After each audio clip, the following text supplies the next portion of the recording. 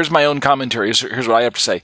In my personal experience, and I'm a Messianic Jew, so that's the perspective I'm working from, and in my personal experience of interacting with honest folks, many Christians, I say, are understandably uncomfortable with the implications that are described by the basic tenets of replacement theology. So if you ask them, hey, has the church replaced Israel? Many Christians, particularly in Baptist circles, are uncomfortable using that term replacement, right? Replace Israel. They like to say, well, we've been brought alongside of Israel, or we have joined Israel, or they'll use a different term to describe what they believe is the proper way to experience what they are going through as a Christian in regards to Israel. Like I said, I don't know if that's all just a result of trying to be sensitive to Israel's place, but either way, as we're going to find out, it still practically works itself out in the form of many Christians being what's the word I'm looking for? They're a little hesitant to embrace Judaism or any brand of Christianity that has semblance to Hebraic roots and things like that. So, but anyway, most people that I talk to, they just don't talk that way as Christians. So what they do, I say, is they wish instead to uphold the idea that while the church may not have actually replaced Israel, right? Notice they don't like that word replace. They don't like the R word. Christianity is, in their minds, nevertheless, simply incompatible with any other religion, including Judaism. So there's this idea that Christianity is the one true religion that has taken center stage, and that if I'm going to walk out my faith, there's really no other option. I can't be a Christian Buddhist, or I can't be a Christian Jew, or it can't be a Christian, fill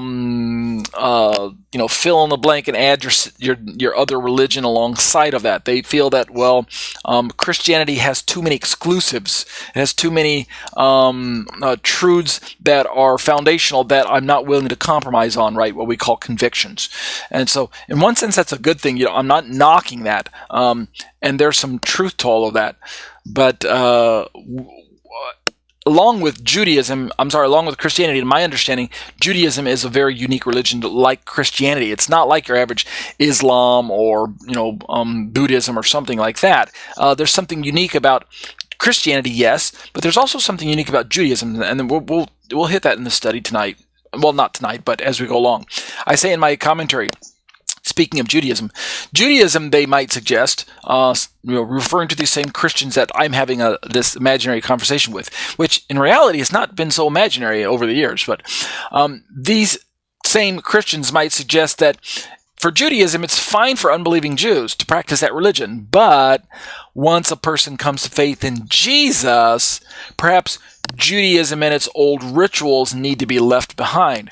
Now remember, these are the same Christians, in my commentary, that are uncomfortable with the R word in replacement theology, but they nevertheless are also uncomfortable with embracing any form of Judaism as a Christian. So Messianic Judaism perhaps is not appealing to them, and maybe the Hebraic lifestyle itself is also a little confusing to them. So that's kind of where we're leaning in this part of the discussion here.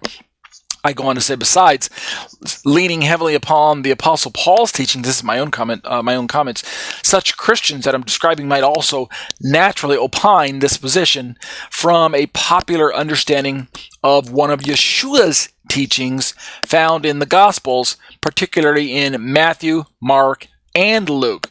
And so the story that we're going to read, or the parable, or the statement that Yeshua presents, is found in multiple books, but we're only going to focus on the Matthew version for this particular study. So what I mean is that if you ask your average garden variety Gentile Christian today, where would you get the idea that Christianity and Judaism are not really compatible with one another? Why do you feel that Judaism is not really a viable option when it comes to lifestyle? Why do you interpret the Bible in such a way that you believe the law of Moses is kind of been passed on. It had its time. It's kind of used up its usefulness. It's kind of run its course, so to say. It's been now replaced. Where would you get that feeling? And most people are going to kind of thumb through one of Paul's writings, Galatians or parts of Romans. We're not under the law, we're under grace.